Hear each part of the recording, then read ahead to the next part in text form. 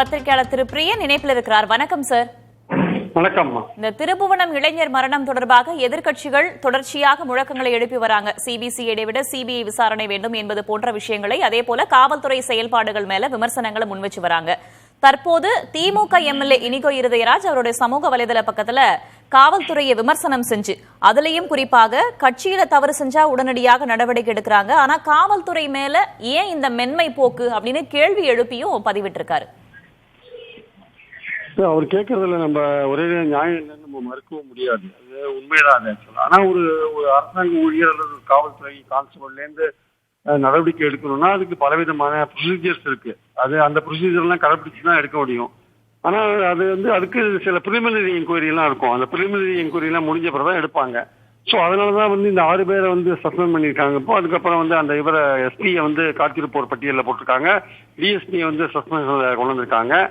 டோட்டலா இந்த போலீஸ் இந்த இளைஞர் விஷயத்துல நடந்து கொண்ட விஷயம் விதம் சரியில்லைன்றது எல்லோருக்கும் தெரிஞ்ச ஒரு விஷயம். காவல் சட்டத்தை தன்னோட கையில் எடுத்துட்டாங்கன்றத உண்மை. சட்டத்தின் படி நடக்காமல் சட்டத்தை கையில் எடுத்துக் கொண்டு விட்டார்கள். அப்போ அவர்களுக்கு எதை பத்தியும் கவலை இல்லை. ஆனா இதற்கு முன்னாடி பாத்தீங்கன்னா சில போலீஸ் அதிகாரிகளே கூட உதாரணமா பாத்தீங்கன்னா அம்பாசமுத்திரத்துல ஒரு டிஎஸ்பி லெவல் அதிகாரி கிட்டத்தட்ட குற்றம் சாட்டப்பட்டவர்களின் பற்களை எல்லாம் பிடிங்கிட்டார். ஆக்சுவலா அவர் மேல இது என்ன நடவடிக்கை எடுத்தாங்க?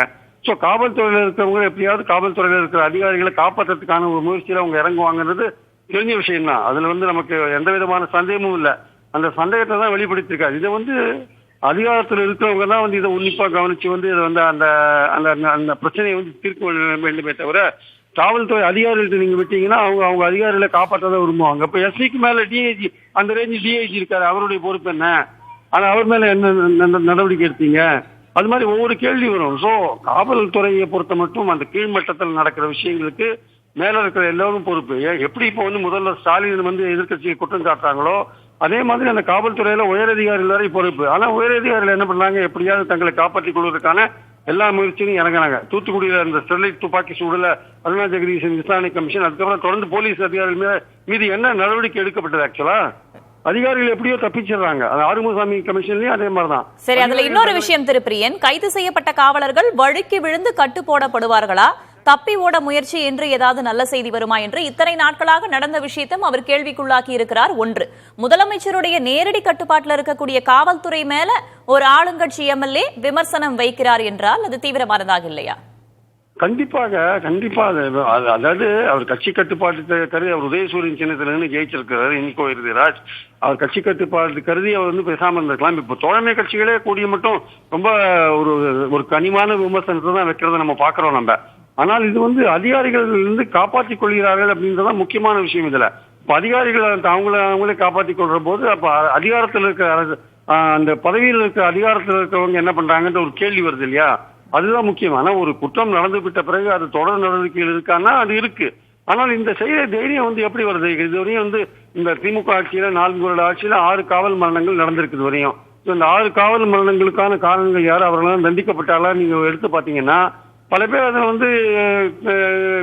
தப்பித்து வந்திருக்கலாம், வெளியில போயிருக்கலாம். ஆக்சுவலா சில பேர் கோர்ட்ல நிரூபிக்கப்படாமல் கூட போயிருக்கலாம். அதனால நம்மளுடைய பாயிண்ட் என்னன்னா கீழ்க்கு மட்டத்திலேருந்து மேல் மட்டம் வரையும் காவல்துறையில அவர்கள் தங்களை கேட்பதற்கு யாரும் இல்லை என்ற நிலையில செயல்படுறாங்கன்றது ஒரு முக்கியம். அது இப்ப ஆளுங்கட்சியிலேயே அந்த எம்எல்ஏக்களுக்கு ஒரு அதிருப்தியை தோற்றுவிக்கிறதுன்றதை நம்ம பார்த்திருக்கோம். தேர்தல் இருந்து போற சமயத்துல இந்த மாதிரி அதிருப்திகள் எல்லார் மனதிலையும் தோல்வித்தினா, திமுக இருக்கிற எம்எல்ஏக்கள் மனதில் தோல்வித்தினா அது நிச்சயமாக ஆட்சி நடத்துறவங்களுக்கு ஒரு சங்கடமான ஒரு விஷயமா இருக்கும். அதனால முதல்வர் அவர்கள் தீவிரமாக இந்த காவல்துறை விஷயத்துல கவனம் செலுத்த வேண்டும். அவங்க காவல்துறை சட்டப்படி நடக்கணும். அவங்களை கூப்பிட்டு அடிக்கடி மீட்டிங் போட்டா மட்டும் போராது. அந்த செயல்பாடுகள் எப்படி இருக்கு கீழே?